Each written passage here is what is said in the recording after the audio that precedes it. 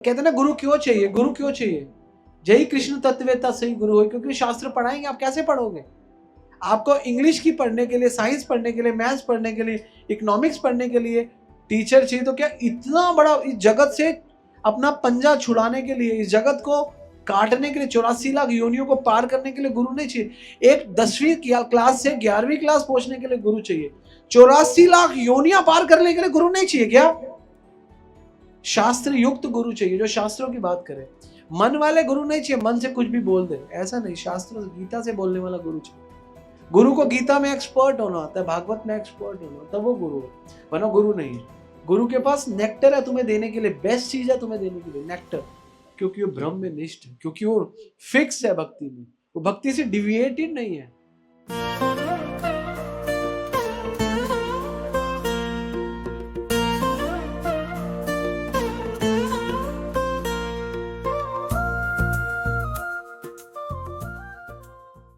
सही भक्ति कैसे होती है? सार्थक भजन पथ साधु संग अविरत, साधुओं के संग में श्रवण स्मरण कृष्ण कथा, उसमें श्रवण होता है, भगवान के बारे में सुनना होता है। प्रेम भक्ति है यदि, अगर आपके जीवन में प्रेम भक्ति होगी तभी है मन शुद्धि, तभी मन की शुद्धि होती है, तभी जाए हृदय व्यथा। अब मैं आपको बताता हूं बहुत बड़ी बात, बहुत गहरी बात जो आपको आज तक किसी ने नहीं बताई। सुनना चाहोगे? ज्यादातर लोग भक्ति करते हैं कि हमारा भौतिक सुख, हमारा संसार में सुख हो जाए, मेरा बेटा पास हो जाए, मेरी बेटी की शादी हो जाए, मेरा घर बाहर बन जाए। ये ज्यादातर लोग सोच के भजन भक्ति करते हैं। ये तरीका सही नहीं है, दिस इज रॉन्ग। भक्ति इसलिए करनी चाहिए कि मेरा मन सही हो जाए, बस। क्यों करनी चाहिए? बस मन का मामला है भक्ति। भक्ति भोग का मामला नहीं है। भोग के लिए तो पूजा पाठ उपासना वासना करो। भक्ति इसलिए नहीं करनी, पूजा और पाठ उपासना में वासना बनी रहती है, मुझे ये मिल जाए, मुझे वो मिल जाए। भक्ति इसलिए करनी है, मेरा मन बहुत अशांत है संसार के लिए, संसार की वस्तुओं के लिए अशांत होना भी कोई समझदारी नहीं है, संसार के लिए भी आसक्त होना भी कोई समझदारी नहीं है। इस संसार में जो मेरा मन गहरा पड़ा हुआ है ना, संसार भीतर, जो इस संसार से निकलना नहीं चाहता, बस वो मन ठीक करना है, इसलिए भक्ति करना। और इसीलिए हमें सही भक्ति करनी है। तो सही भक्ति तब तक नहीं हो सकती जब तक मन के विषय के बारे में ना पता हो। सही भक्ति तब तक नहीं हो सकती जब तक आत्मा के विषय के बारे में ना पता हो। सही भक्ति तब तक नहीं पता चल सकती जब तक भोग के विषय के बारे में ना पता हो। तब तक आप सही भक्ति नहीं कर सकते। सही भक्ति तभी कर सकते हैं जब मन का विषय आपका पूरा हो, आपका इंद्रियों का विषय पूरा हो, आपका आत्मा का विषय पूरा हो। तो अगर ये पूरे पूरे भर रहे हैं तो आप भक्ति कर सकते हैं। इन्हीं को भरने आए हैं। आप में से मैं भक्त नहीं, जो नॉन डिवोटीज है, जो नेबरर्स है, यहाँ पे बहुत सारी नेबरर्स है, आप भी नेबर हो, आप भी पड़ोसी हो, आप भी। मैं आप सब पड़ोसियों से पूछना चाहता हूँ, पड़ोसी गिनना चाहता हूँ। पड़ोसी हाथ खड़ा करो, एक करो, दो, 1 2 3 4 5 6 7 8 9 10 लोगों से मैं पूछना चाहता हूँ। मेरा प्रश्न 10 लोगों से, मेरा प्रश्न ये है, उसके 3 जवाब है। जैसे अमिताभ बच्चन पूछता था ना करोड़पति में, कितने जवाब देता था? 4। तो मैं अमिताभ बच्चन हूं, मैं हॉट सीट पे बैठा हूं, आप मेरे साथ बैठे। तो आप लोगों से मैं एक प्रश्न पूछूंगा, उसके 3 जवाब है, आप भी इंक्लूड हो। मेरा प्रश्न ये है कि आप शरीर हो, एक ऑप्शन 1, ऑप्शन 2 आप आत्मा हो, और ऑप्शन 3 आप शरीर और आत्मा दोनों। अब मेरा पहला ऑप्शन है, ऑप्शन ए में हाथ खड़ा करो, सिर्फ जो नॉन डिवोटी, डिवोटीज को नहीं, जो ये कहते हैं कि हम शरीर है वो हाथ खड़ा करें। ओके। जो कहते हैं हम आत्मा है वो हाथ खड़ा करे, बी।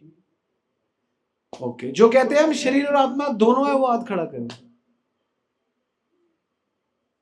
तो आपने तीनों में से कोई ऑप्शन नहीं, आपकी ऑप्शन 3, वेरी नाइस। माता जी ऑप्शन 1 2 3। अच्छा ऐसे करो, जिसका 1 है 1, जिसका 2 है 2, जिसका 3 है 3, यूं मैं यूं देख लूंगा। 3 5 नहीं, मैंने 3 बोले हैं। 1 2 3 3 3 3 3 2 3 3 2 3। वाह, your parents are in 3, you would not teach them, no problem, but good, it's fine. तो हम शरीर नहीं है, ये बात सब मना कर रहे, सब मना कर रहे हैं।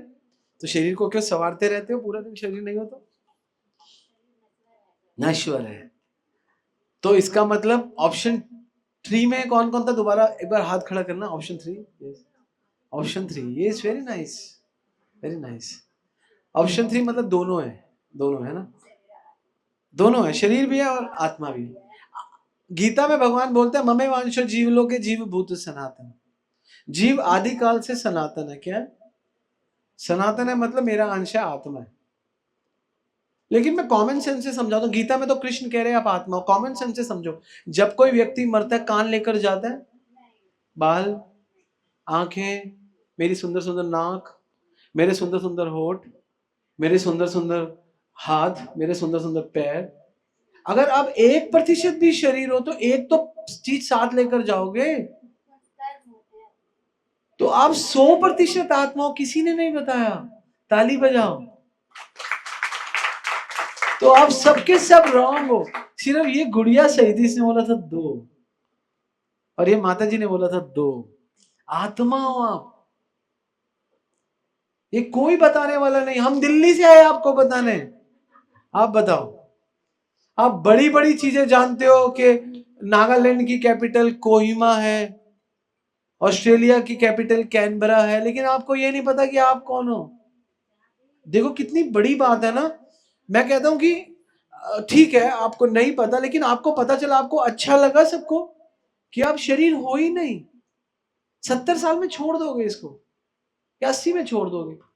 आत्मा हो आप। कहते हैं ना उसकी बेचारे की आत्मा चलेगी, बेचारे की आत्मा नहीं चलेगी, वही आत्मा था चला गया।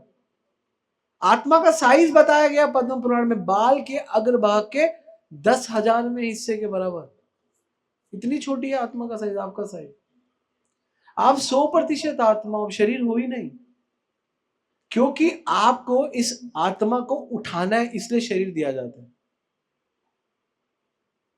आंखें दी जाती है, आप देखो, भगवान के दर्शन करो। कान दिए जाते हैं, भगवान के बारे में सुनो।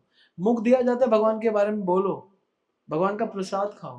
पैर दिए जाते हैं, भगवान के धाम जाओ। हाथ दिए जाते हैं, भगवान के लिए कर्म करो। जब ये चीजें ठीक करोगे तो आपका मन ठीक होगा। मन षष्ठानी इंद्रियानी, मन इंद्रियों से जुड़ा, और ये मन को ऊपर करना ही आत्मा को, आत्मा की कॉन्शियसनेस को धीरे धीरे उठाना होता है। मन के माध्यम से आत्मा उठती है, शरीर के माध्यम से आत्मा नहीं उठती, मन के माध्यम से आत्मा उठती है। लेकिन जैसे जैसे शरीर से क्रियाएं करते रहोगे तो मन उठता रहेगा। गंदे गंदे काम करोगे, गंदा गंदा मन बनेगा, अच्छे अच्छे काम करोगे, अच्छा अच्छा मन बनेगा। इसलिए ये मतलब नहीं शरीर की वैल्यू नहीं है, शरीर की वैल्यू है, लेकिन बिना आत्मा के शरीर बेकार है। आपके घर में ये आपने प्लग स्विच लगवाया है, ये पंखा लगवाया है, लाइट लगवाया, अगर पीछे से करंट ही नहीं है तो इनका क्या फायदा? कोई फायदा है? मैं कहता हूं ये 2,000 का पंखा हवा दे रहा है तो बढ़िया है, लेकिन अगर 50,000 का पंखा है लेकिन हवा नहीं दे रहा तो कोई फायदा ही नहीं है, बेकार। कोई फायदा है उसका? कोई फायदा नहीं। ये जरूरी है। तो आप शरीर नहीं, आप आत्मा हो, ये आपको किसी ने नहीं बताया, ये हम बताने आए हैं आपको। शरीर नहीं, आप आत्मा हो, 100% आत्मा। आप कौन हो? और आत्मा किसी फैक्ट्री में नहीं होती। आप सोचते हो हम फैक्ट्री में हुए, माता पिता ने पैदा किया, नहीं नहीं, किसी को, मम्मी को, मम्मी इसको पैदा किया, नाक बनानी आती है? कुछ ना बनाना आता, नाक का नाक नहीं, हमको भगवान निमित्त बनाते, बस भगवान देते। कर्मणा देव नेत्रेण, कर्मणा मतलब कर्मों का फल, देव नेत्र भगवान देते। जंतु देह उपत्य, जंतु मतलब जीव, देह मतलब शरीर लेके पैदा होता है। स्त्रीय प्रविष्ट उदरम, स्त्री के पेट के अंदर पुंसा रेत कण आश्रय, पुरुष के रेत के कण का आश्रय जाता है तो बच्चा होता है। लेकिन कर्मणा देव, देने वाले भगवान, अपने आप नहीं होता, अपने आप नहीं होता, देने वाले भगवान है। तो आप आत्मा हो और परमात्मा के अंश हो। दूसरी चीज क्या? हाँ, ये हाथ ये शरीर का अंश है ना। अगर ये हाथ कहे कि ये शरीर को मैं पानी नहीं दूंगा, मुख को मैं ही पीऊंगा, ना ये हाथ सुखी रहेगा ना ये शरीर सुखी रहेगा। तो हम कौन है? अंश। भगवान कौन है? अंशी। तो पहली चीज क्या जानी? हम शरीर नहीं, हम। और दूसरी चीज, आत्मा को परमात्मा, हम आत्मा है और परमात्मा के। तीसरी चीज, अंश को अंशी की सेवा करनी पड़ेगी। हाथ को मुंह को लड्डू देना ही पड़ेगा, तभी दोनों खुश रहेंगे। तीसरी चीज क्या? अंश को अंशी की सेवा करनी पड़ेगी। और चौथी चीज, सबसे सरल और सर्वोत्तम सेवा है भगवान का नाम लेना और भगवान का प्रसाद खाना। और सेवा करनी कहां से है? अतः कृष्णामादि न भवेद ग्राम इंद्रिया सेवेन मुखे ही जीवा दो स्वयं में स्फुरित। सेवा सबसे पहले मुख से करो। मुख दो काम करता है, खाता है और नाम लेता है। तो भगवान का नाम लो और भगवान का प्रसाद खाओ, चौथी चीज। और पांचवी चीज, जो जिसकी सेवा करता है उसका प्रेम पाता है। कुत्ते की सेवा करोगे कुत्ते का प्रेम पाओगे, माँ बाप की सेवा करोगे तो माँ बाप का प्रेम पाओगे। तो ये 5 चीजें आपको समझनी है। ये 5 चीजें समझ के आप सही भक्ति कर सकते हो। पहली चीज क्या है? आप शरीर नहीं। दूसरी चीज, आत्मा परमात्मा कृष्ण का ही अंश है। तीसरी, अंश को अंशी की सेवा करनी ही पड़ेगी। चौथी, सबसे सरल और सर्वोत्तम सेवा है भगवान का नाम लेना और भगवान का प्रसाद खाना। पांचवी, जो जिसकी सेवा करेगा वो उसका प्रेम पाएगा। बस ये 5 चीजें गीता भागवत का, शास्त्रों का मर्म है। अब आपकी ये 5 चीजों में आपको हेल्प कौन करेगा, वो आज की क्लास है। अभी हमने आपको बेसिक बताया, अब ये हेल्प कौन करेगा? वो है गुरु। कौन करेंगे? गुरु। तो गुरु बहुत इंपॉर्टेंट है। गुरु कौन होते हैं आपको बता दे। गुरु का मतलब शास्त्र बता दे, किबा विप्र किबा न्यासी शूद्र केने होए जय कृष्ण तत्वेता से ही गुरु होए। जो तत्व से, जो शास्त्रों से भगवान को जानते हैं वही गुरु है, और कोई गुरु नहीं है। और कोई जो शास्त्रों से नहीं बताते, मन से बताते, वो गुरु नहीं है, वो गौरव है, गौरव मूर्ख है। शास्त्र से बताना चाहिए गुरु कौन है। इसलिए गीता में भगवान कहते हैं अर्जुन को, तत्विद्धि प्रणिपातेन परिप्रश्नेन सेवया उपदेशन्ति ते ज्ञानम ज्ञानम तत्वदर्शिनम। गुरु के पास जाओ और तत्विद्धि प्रणिपात हो, हाँ मुझे सीखना है, और परिप्रश्नेन सेवया, उनसे प्रश्न पूछो। फिर वो उपदेशन्ति ते ज्ञानम, वो तुमको उपदेश देंगे। और ज्ञानम तत्वदर्शिना, उससे तुम्हें तत्व का दर्शन होगा, उससे तुम्हें भगवान समझ में आएंगे। चमड़ों की आंखें से भगवान को नहीं देख सकते। चर्म चक्षु देखेदार प्रपंच में, संसार का प्रपंच दिखता है चमड़ों की आंखें से। दिव्य चक्षु देखेदार स्वरूप प्रकाश, दिव्य चक्षु चाहिए। भगवान बोलते हैं विमूढ़ा नानु पश्यंती पश्यंती ज्ञान चक्षु से। मूर्ख लोग मुझे नहीं देख सकते, ज्ञान से देखना पड़ेगा। इसलिए गीता भगवान का ही वाणी है, भगवान का ही ज्ञान है। उसी से आप भगवान को समझ सकते हो, भगवान को देख सकते हो और भगवान को अनुभव कर सकते हो। जब आपकी भक्ति परिपक्व अवस्था में हो जाती है, अच्छी अवस्था में हो जाती है, शरणागत अवस्था में हो जाती है, गुरु भक्ति आ जाती है, कृष्ण भक्ति आ जाती है, तो आप भगवान के साथ मीटिंग कर सकते हो। उससे पहले नहीं कर सकते। तो सब सीखना पड़ता है, धीरे धीरे धीरे सब सीखने का विषय। तो इसलिए भक्तों के संग में सीखो।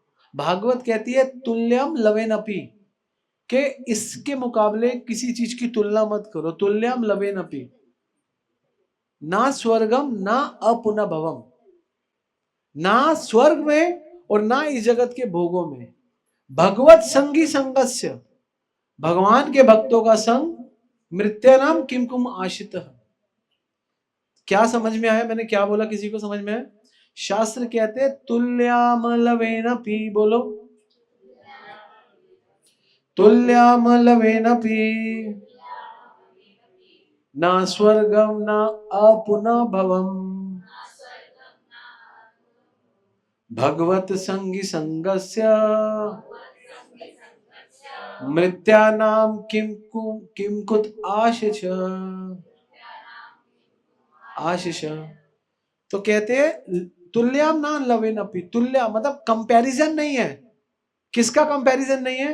स्वर्ग का। लोग कहते हैं स्वर्ग में जाएंगे भोग करेंगे, अरे स्वर्ग छोटा है।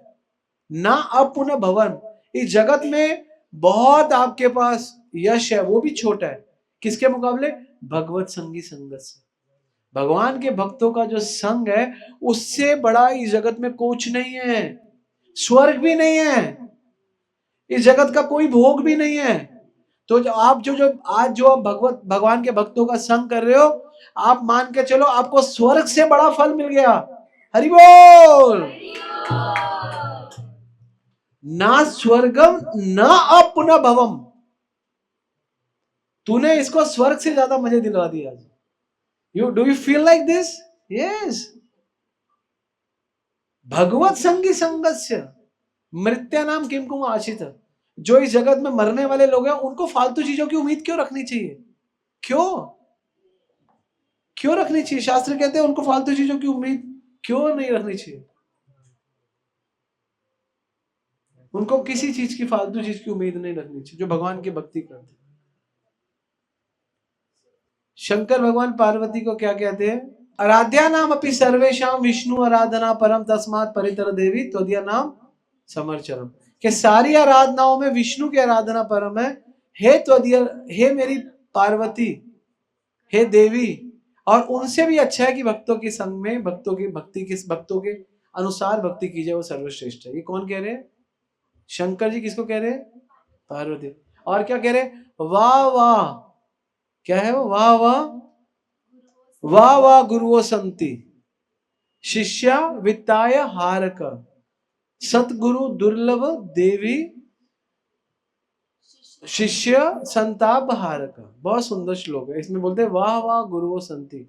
हे पार्वती, बहुत बड़ी बात बताना चाहता हूं। क्या बड़ी बात है? कि जो ऐसे गुरु है जो शिष्य का धन का नाश कर लेते हैं कलयुग में, लेकिन उनसे भी सतगुरु दुर्लभ देवी। हे पार्वती, जो सतगुरु है, जो भगवान के भक्त है, सतगुरु जो भगवान के शुद्ध भक्त है, दुर्लभ है, वो रेयर है, मुश्किल है मिलना। शिष्य संताप हारक, वो अपने शिष्य के सारे संताप हार लेते हैं। तो गुरु, सतगुरु मिलना बहुत मुश्किल है। सतगुरु शिष्य के क्या हार लेता है? संताप। पता है इस जगत में जो ताप है ना, तीनों ताप, आदि दैविक, आदि भौतिक, आध्यात्मिक, तीन ताप होते हैं। भौतिक ताप गर्मी सर्दी और भौतिक वस्तु मच्छर, ये सब भौतिक ताप। और एक होता है आदि देविक और आदि देविक सुनामी। और आध्यात्मिक ताप मन से, जो हमारा मन बार बार गिराता है। हम इन तीन चीजों से गिरते हैं। तो तीनों के लिए बोल रहे हैं सतगुरु दुर्लभ देवी शिष्या संताप हारक, के शिष्य के सारे ताप हार लेते। तो गुरु होना बहुत जरूरी है। तद विज्ञानार्थम स गुरु एव अभिगच्छेत, है ना, करना चाहिए।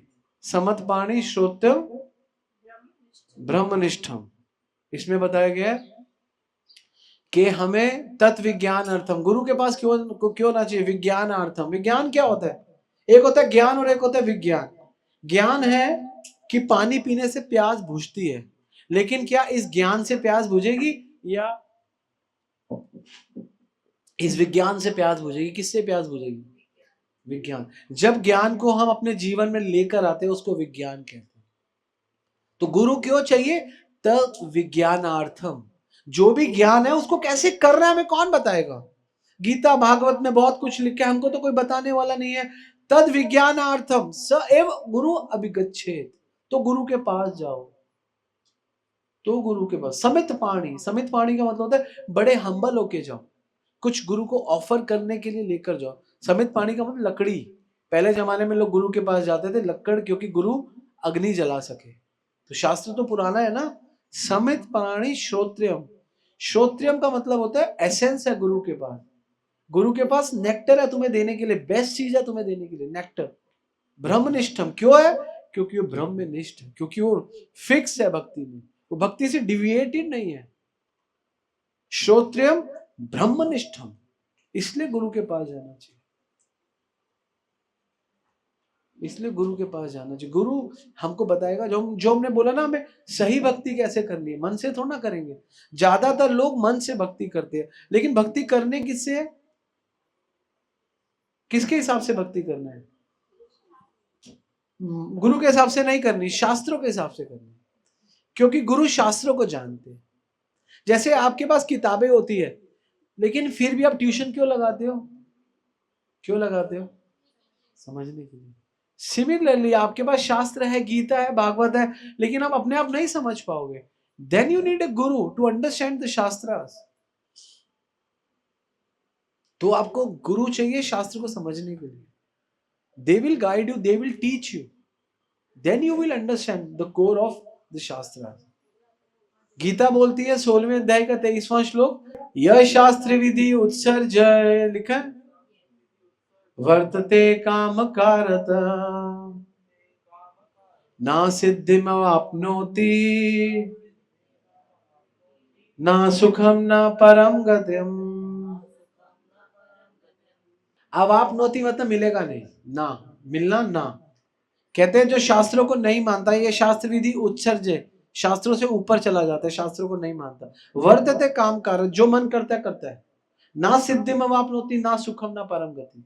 हमें भक्ति मन से नहीं करनी, भक्ति शास्त्र से करनी है। और शास्त्र को पढ़ाने वाले गुरु चाहिए, इसलिए गुरु चाहिए। कहते ना गुरु क्यों चाहिए? गुरु क्यों चाहिए? जय कृष्ण तत्ववेता सही गुरु हो, क्योंकि शास्त्र पढ़ाएंगे, आप कैसे पढ़ोगे? आपको इंग्लिश की पढ़ने के लिए, साइंस पढ़ने के लिए, मैथ्स पढ़ने के लिए, इकोनॉमिक्स पढ़ने के लिए टीचर चाहिए। तो क्या इतना बड़ा इस जगत से अपना पंजा छुड़ाने के लिए, इस जगत को काटने के लिए, 84 लाख योनियों को पार करने के लिए गुरु नहीं चाहिए? एक 10वीं क्लास से 11वीं क्लास पहुंचने के लिए गुरु चाहिए। 84 लाख योनियां पार करने के लिए गुरु नहीं चाहिए क्या? चाहिए ना? चाहिए। जब एक छोटी सी 10वीं क्लास के लिए गुरु चाहिए, तो इतनी बड़ी जीवन पार करने के लिए गुरु नहीं चाहिए? गुरु चाहिए। लेकिन गुरु कौन से चाहिए? प्रमाणिक गुरु चाहिए, शास्त्र युक्त गुरु चाहिए, जो शास्त्रों की बात करे। मन वाले गुरु नहीं चाहिए, मन से कुछ भी बोल दे, ऐसा नहीं। शास्त्र गीता से बोलने वाला गुरु चाहिए। गुरु को गीता में एक्सपर्ट होना होता है, भागवत में एक्सपर्ट होना होता है, वो गुरु है, वरना गुरु नहीं है। तभी तो बोला गया किबा विप्रा किबा न्यासी शूद्र के नहीं हो, जय कृष्ण तत्ववेता से ही गुरु है, वो गुरु है। 4 प्रकार के गुरु होते। पहले होते मार्ग प्रदर्शक गुरु, जो आपको भक्ति में लेकर आते हैं। दूसरे होते शिक्षा गुरु, जिनसे आप ज्ञान लेते हो। तीसरे होते दीक्षा गुरु, जिनसे आप दीक्षा लेते हो। और चौथे होते चैत्य गुरु, भगवान आपके हृदय में। चौथे गुरु, 4 गुरु होते। तो इस जगत में थोड़ा थोड़ा सीखने के लिए आपको चीजें चाहिए, तो वैसे क्या गुरु नहीं चाहिए? चाहिए। इट्स वेरी इंपॉर्टेंट, बहुत बड़ा विषय है गुरु, हमको सीखना पड़ेगा। ठीक है। और गुरु क्या सिखाता है? सबसे पहले गीता सिखाता है, भागवत सिखाता है, और सबसे सरल सिखाता है भगवान का नाम लो। हम जिस युग में रहते हैं इसको कलयुग कहते हैं। क्या कहते हैं? कलयुग का जो युग का जो धर्म है ना, वो है हरिनाम संकीर्तन। क्या है? कृत्य ध्याय तो विष्णु। कृत्य मतलब सत्युग में ध्यान योग चलता था, स्वाहा नहीं, ओम शांति शांति शांति। कृत्य ध्याय तो विष्णु, ध्यान। त्रेता यज तो मखे, जब त्रेता युग आया, मखा स्वाहा स्वाहा स्वाहा स्वाहा। द्वापर परिचर्या नाम, द्वापर में बड़े बड़े मंदिर, बड़े बड़े अनुष्ठान। अब कलो तद हरि कीर्तन, अब कलयुग में हरि का कीर्तन। कलयुग केवल नाम आधारा, सिमर सिमर नर उतरे ही पारा। कलयुग में सही गुरु आपको नाम देगा और कुछ नहीं देगा, नाम सिखाएगा। नाम लो, नाम लो। जारे देखो तारे कहो कृष्ण उपदेश, हमारा आज्ञा रे गुरु होई तारो ही देश। नाम बिना कली काले आर नाई धर्म, सर्व मंत्र सार शास्त्र यही शास्त्र मर्म। सारे शास्त्रों का मर्म नाम ही है। नाम बिना कली काले आर नाई धर्म, और कोई धर्म नहीं है कलयुग में। नाम बिना कली काले आर नाई धर्म, सर्व मंत्र सार नाम, यही सारे मंत्रों का सार है भगवान का नाम। यही शास्त्र मर्म, मर्म मतलब नेक्टर, यही नेक्टर है कि भगवान का नाम हो, बस और कुछ नहीं है, नथिंग। This is important. सब लोग भगवान का नाम लो। तो इसलिए हम लोगों ने पहले कीर्तन किया। कीर्तन क्यों किया? क्योंकि कीर्तन ही कलयुग का साधन है। कीर्तन के माध्यम से ही आप भगवान को प्रसन्न कर सकते हो, और कुछ नहीं कर सकते। कीर्तन करने से 2 काम होते हैं बड़े बड़े। कौन कौन सा बड़ा काम होता है? पहला, कीर्तन करने से आपका मन गंदे से अच्छा होता है। दूसरा, कीर्तन करने से भगवान प्रसन्न होते हैं। हमारे पास 3 शरीर है। कितने शरीर है?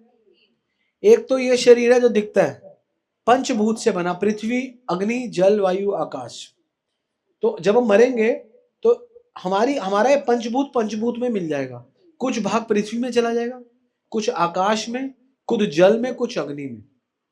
ये पंचभूत का शरीर पंचभूत में मिल जाएगा। तो पहला शरीर कहते हैं, इसको कहते हैं स्थूल शरीर। क्या कहते हैं? स्थूल शरीर को इंग्लिश में क्या कहते हैं? Subtle body. क्या कहते हैं? एक मिनट। फिर उसके ग्रॉस बॉडी। फिर दूसरा शरीर, उसको कहते हैं मन बुद्धि अहंकार से बना हुआ, उसको कहते हैं सटल बॉडी। और तीसरा शरीर है आत्मा, जो हम है, उसको कहते हैं कॉज बॉडी, कारण शरीर। हम वास्तव में आत्मा है। क्या है? और हमारे ऊपर दो कवरिंग है, एक सूक्ष्म शरीर की मन बुद्धि अहंकार, टाइट पकड़ा हुआ है, ऐसे टाइट, इतना टाइट, छोड़ती नहीं है ये। आत्मा को ना मन छोड़ता है, ना बुद्धि छोड़ती है, ना अहंकार। ये तीनों आपके पास है लेकिन दिखते नहीं है। मन आपके पास है, दिखता नहीं। बुद्धि आपके पास है, अहंकार है, दिखता नहीं। कभी कभी अहंकार, क्या बोल दिया, अहंकार दिख गया। रसगुल्ला खाना है, मन दिख गया। और कभी कभी इंटेलिजेंट लगाया, ये करेंगे, बुद्धि दिख गई।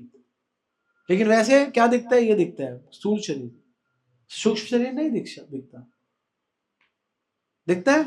नहीं दिखता। एक एग्जांपल से समझाता हूं। ये है आत्मा, कारण शरीर, इसको पकड़ा हुआ मन बुद्धि अहंकार। ये कौन सा शरीर है? सूक्ष्म शरीर। आत्मा ये रही बॉटल, इसको टाइट पकड़ा हुआ है। और ये है स्थूल शरीर, ऊपर से कच्चा पक्का। हर 60-70 साल में ये छूट जाता है, ये दोनों नहीं छूटते। हमें जब ये मिला है ना, तो इसको छुड़ाने के लिए मिला है। इस गंदे मन को, गंदी बुद्धि को, गंदे अहंकार को आत्मा से, अपने आप से छुड़ाने के लिए हम क्या करते हैं? इसके ऊपर और पक्का कर देते हैं। लेकिन ये मिला इसलिए, इसको हिलाने के लिए। मन को हिलाओ, बुद्धि को हिलाओ। जब मन बुद्धि हल्का हो जाएगी तो आत्मा को फ्री कर देगी। फिर आपको बार बार पुनरावृत्ति जन्म, बार बार मरना नहीं पड़ेगा। फिर आपको बार बार नहीं मरना पड़ेगा। फिर आप मुक्त हो जाओगे जो टाइटनेस से। ये क्यों मिला ये बॉडी? इसीलिए मिले। इसको लूज करो। मन बुद्धि अहंकार जो टाइट है इस संसार से, इसको कमजोर करने के लिए हम इसको वो टाइट पकड़ लेते हैं, इसलिए हम दुखी रहते हैं। इस संसार में दुख का कोई और कारण नहीं है। संसार में दुख का ये कारण है, हम अपने आप को पहचान ही नहीं पाए, इसलिए हम दुखी है। हम सब अपने आप को शरीर समझते हैं, भोग संभोग चाहिए, मुझे चाहिए, मुझे चाहिए। जितना भी मिल जाए फिर भूखा। आज खाया कल फिर भूखे, कल खाया फिर भूखे। हमने त्याग तो सीखा ही नहीं। जितना हम भोग के पीछे पड़े हैं, अगर उतना हम भगवान के पीछे पड़ जाए, हमारा कल्याण होगा। यही तो सीखना है हमको। भगवान कहते हैं जगत में सबको दुख है, कोई तन दुखी, कोई मन दुखी, कोई धन बिन रहत उदास। कोई तन से दुखी है, कोई मन से, कोई धन के बिना। होछे वत्ता सुख सभी दुखी, सुखी हरि का दास। इस जगत का नाम है दुखालय। गीता कहती है 8वां अध्याय 15वां श्लोक, गीता कहती है माम उपेत्ते पुनर्जन्म दुखालय अशाश्वतम। ये दुखों का घर है। यहाँ पे सुख एक ही है। अगर आपको सुखी रहना है तो वो केवल है भगवान के साथ जुड़ के रहो, क्योंकि हम भगवान के सनातन अंश है। हम माता पिता से हमारा संबंध 70 साल का है, भगवान से हमारा सनातन संबंध है। भगवान बोलते यान्ति ब्रह्म सनातन। अर्जुन मैं सनातन हूं, ममे वांछो जीव लोके जीव भूत सर। जीव भी सनातन है, मैं भी सनातन हूं, जीव भी सनातन है, इसलिए हमारा धर्म भी सनातन है। लेकिन हम भूल बैठे हैं अपने उस परमानेंट संबंध को, इसलिए हम दुखी है। जैसे हम उस पुराने संबंध को रिवाइव कर लेंगे, हम सुखी हो जाएंगे। नित्य सिद्ध कृष्ण प्रेम सब कभी नए, श्रवण आदि शुद्ध चित्ते करीले उदय। हमारे अंदर भगवान के लिए प्रेम है, नित्य सिद्ध कृष्ण प्रेम। लेकिन श्रवण आदि शुद्ध चित्ते करीले उदय, प्रेम है लेकिन डोरमेंट अवस्था में। उसको जागृत कैसे करे? श्रवण सुन के, भगवान के बारे में कीर्तन सुन के, कथा सुन के, श्रवण आदि शुद्ध चित्ते, अपने हृदय को चित्त कर लो, शुद्ध कर लो, करीले उदय, उस प्रेम को उदय कर लो। यही प्रेम उदय करने आए हैं हम लोग। साधु लोग बहुत बड़े इस जगत पे उपकार कर रहे हैं। क्या उपकार कर रहे हैं? एक बच्चा मेले में खो गया, क्या नाम है तेरा? निहारिका। एक बच्चा मेले में खो गया और तुझे मिल गया। मान ले वो छोटा आ रहा है, छोटू, वो देख रही पीछे, वो खो गया, उसकी माँ से वो खो गया और तुझे मिल गया। तूने इसको लॉलीपॉप दी, कितनी देर चुप रहेगा? 5 मिनट। तूने इसको झूला झूला दिया मेले में, 15 मिनट चुप रहेगा। तूने इसको खाना खिला दिया 1 घंटा चुप रहेगा, और इसकी मम्मी से मिलवा दिया, इन चारों ऑप्शन में सबसे बड़ी ऑप्शन क्या है? इसको लॉलीपॉप खिलाना, इसको झूला झुलाना, इसको खाना खिलाना, या इसको इसकी मम्मी से मिलाना। बेस्ट ऑप्शन क्या है? हाँ, बस यही काम साधु लोग करते हैं। ना आपको झूला झुलाते हैं, ना आपको लॉलीपॉप देते हैं, ना आपको खाना खिलाते, वो आपको भगवान के गुम बच्चों को भगवान से मिलवा देते हैं। और जब वो भगवान के साथ खुद अपना रिलेशन डेवलप करते हैं, हमेशा के लिए खुशी हो जाते हैं, बस। क्योंकि सनातन संबंध है ना भगवान से। अब ये सब घूम के आया अपनी माँ के पास जाके खुश। वैसे ही हम सब घूम लेंगे इस जगत में 70-80 साल। इस जन्म में नई मम्मी, अगली जन्म में दूसरी मम्मी। कभी हम डॉगी बनते तो डॉगी मम्मी, कभी इंसान बनते इंसान मम्मी। पता कितनी कितनी योनियां होती है माता जी? कितनी योनियां होती है? नहीं, कितनी योनियां होती है? 84 लाख। किसको पता है? पता ही नहीं आपको? पता ही नहीं 84 लाख योनियां होती है? आपको पता? 9 लाख जल के अंदर, जलजा नव लक्षाणी, 9 लाख जल के अंदर रहने वाली। स्थावरा लक्ष्य विक्षति, 20 लाख प्रकार के पेड़ आदि। कर्मणों रुद्र संख्या को रेंगने वाले सांप नेवले कितने? 11। 9, 20, 29 और 11, 40।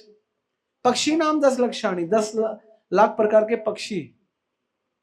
त्रिलक्षाणी पशुआ, 30 लाख प्रकार के पशु, 4 पैरों वाले, कुत्ता, हाथी, घोड़ा। चतुर्लक्षाणी मानवा, और 4 लाख प्रकार की मनुष्य होनी, जिसमें अलग अलग चेतना के हिसाब से, कोई भगवान की तरफ झुका हुआ है, कोई भगवान की, कोई नास्तिक वृत्ति का। तो टोटल 84 लाख योनियां। शास्त्रों को तो पढ़ो आप, कुछ नया नया सुनने को मिल रहा है ना आज, अच्छा मिल रहा है ना। यही तो ज्ञान लेना है और नाम लेना है, बस। भगवान का नाम और भगवान का ज्ञान। भगवान का नाम लेने से मन शुद्ध होता है, भगवान का ज्ञान लेने से मत शुद्ध होता है। जब आपका मन शुद्ध होता है और आपका मत शुद्ध होता है, तो आप शुद्ध होते हैं। ये मन और मत शुद्ध होने का मतलब क्या है? ये जो मन बुद्धि अहंकार ने छोड़ दिया, ये है मन और मत का शुद्ध होना। इसीलिए हम जब नाम लेते हैं, हरे कृष्ण कृष्ण कृष्ण हरे हरे, हरे राम राम राम, हमारा मन शुद्ध होने लगता है। जैसे गीता भागवत पढ़ते हैं, हमारा मत शुद्ध होने लगता है। दोनों को शुद्ध करना है, इसलिए हमको पढ़ना है। ठीक है? हरे कृष्ण।